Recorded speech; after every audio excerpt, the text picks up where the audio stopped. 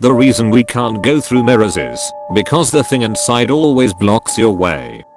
I'm not implying that anyone should ever try going through one. Actually, don't ever do so. One night a few months back, as I was brushing my teeth in the bathroom, I suddenly ducked down because I thought I heard a cockroach near the ceiling right on top of me. I could have sworn my reflection was a bit off. Feeling a bit creeped out, I rushed back to my room. After that, for an entire month I avoided mirrors altogether, afraid of what I might see in it. I won't go through the details, but it was a surprisingly hard thing to do. Then one day, I decided that it must have all been inside my head, and finally went to take a look at myself in front of the bathroom mirror. My reflection wasn't there to greet me. Then I made the single worst mistake in my life. I touched the mirror.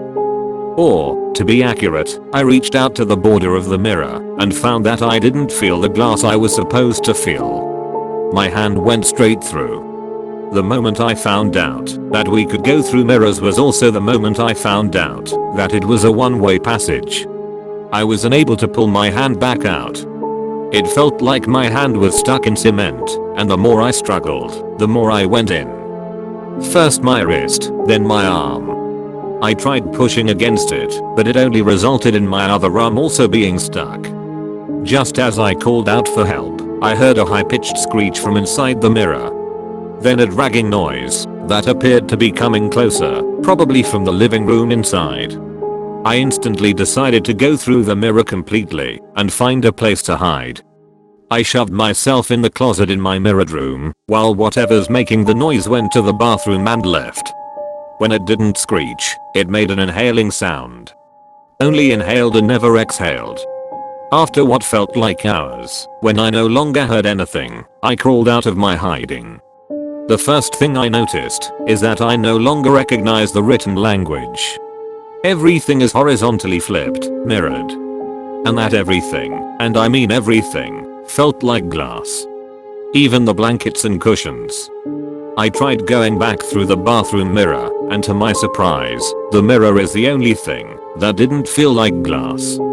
It didn't feel like anything. It felt like emptiness. An open door that you can't pass through. I snuck my way to take a peek in the living room, and I saw me. The mirrored version of me. He just stood there with an empty look on his face, staring into nothingness, inhaling and not exhaling. The living room, unlike the bathroom, was very dimly lit. The light source seemed to come from the TV screen, which was turned off, but I could vaguely make out a reflection of the room from the screen. The mirrored me was, for some reason, adjusting himself so that he doesn't appear in the reflection. Deciding it was probably best not to let him see me, I went back to my room and climbed out of the window. Everything outside was dark. Windows were dimly glowing, but the streets were almost pitch black. You can feel that it was noon, because occasionally a car would drive by, and you can see the yellow sunlight from the reflections on its windows, and the reflected objects on this side would also be lit, that it seemed as though the sun was shining on them. It was as if things could only be seen, or even exist, if they are a reflection from the other side. A woman that stood lifelessly on the corner of the street suddenly moved across the street towards the front window of a clothing shop. She didn't actually walk, it felt more like she was dragged by the head towards her destination, her feet scraping across the pavement every inch she went. She only started to smile and walk when she neared the window, mimicking the person on the other side of the glass. The woman on the other side admired her reflection for some time, then decided to put her palm against the glass.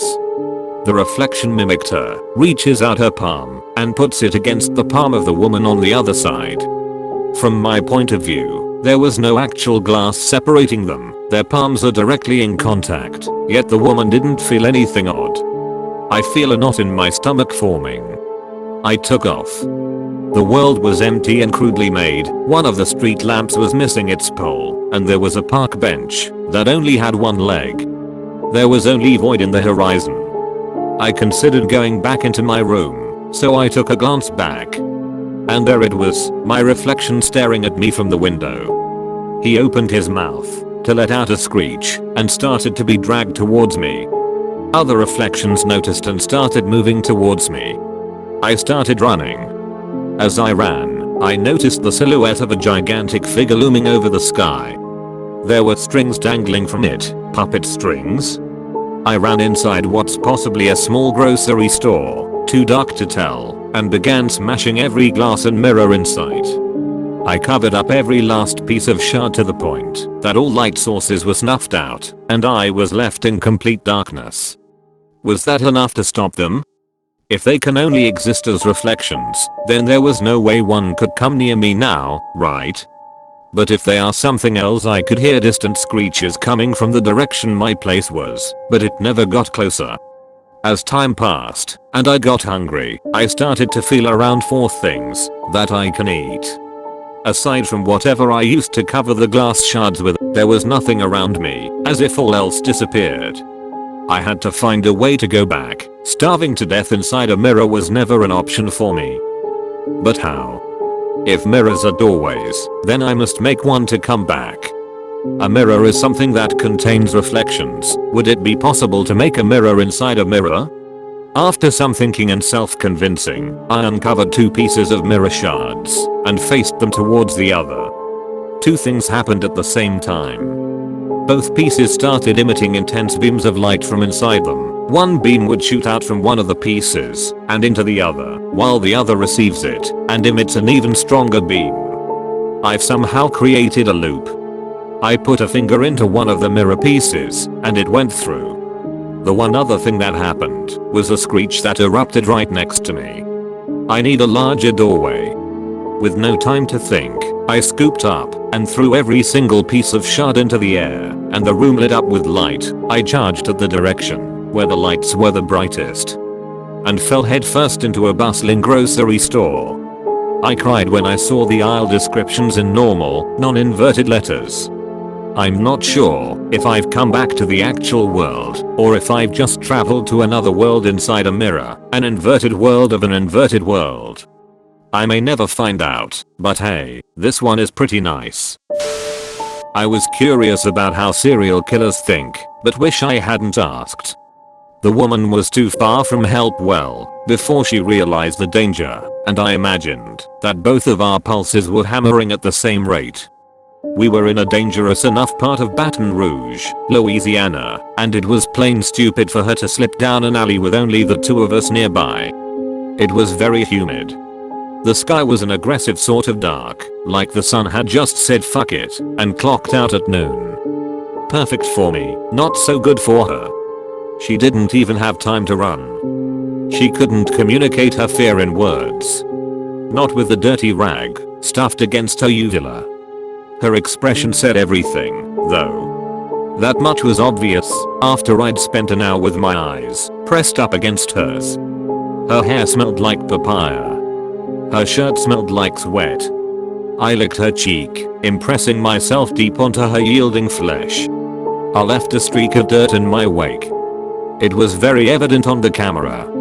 The dirt was salty.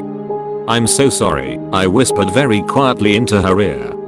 A human nose smells like pork as it's sizzling on a hot plate. I was allowed to cry, only after fulfilling every obligation. Please let me see her, I begged. The camera shuffled so greatly that I got seasick, but I couldn't turn my eyes away. This only came once a month. And at a very great cost. The camera drew closer to her, and I vomited just a little. My wife was skeletal, but she was still the most beautiful person I'd ever seen. I sobbed. "Charlie," she croaked. "Charlie. Did he do what you wanted?" she asked of the silent man on the camera. "Do I get to have a pint of oatmeal?" Fell to the floor with a splat. She dove to the ground and buried her face in it. Chunks of grime and long streaks of dirt left black marks on her tongue and wedged themselves between her teeth as she ate ravenously. The oatmeal got in her hair and up her nose, but she ignored everything, ignored me, as she ate and ate and ate. The dirt from the floor crunched in her teeth. I looked down to see that my palms were bleeding from where my fingernails had chewed through the soft flesh, but found it impossible to unclench my fists. The camera moved away from her, and settled on a handwritten note scrawled carelessly across a filthy sheet of paper.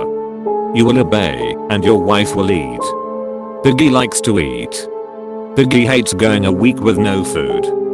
Remember, no police, or she loses more fingers. They taste like chicken. They taste like chicken. They taste like sadness. The tears flowed unabated as I read the last sentence. Go to 1913 Hill Street on the attached map. For the next week, you will live secretly in a child's closet. Inside the closet,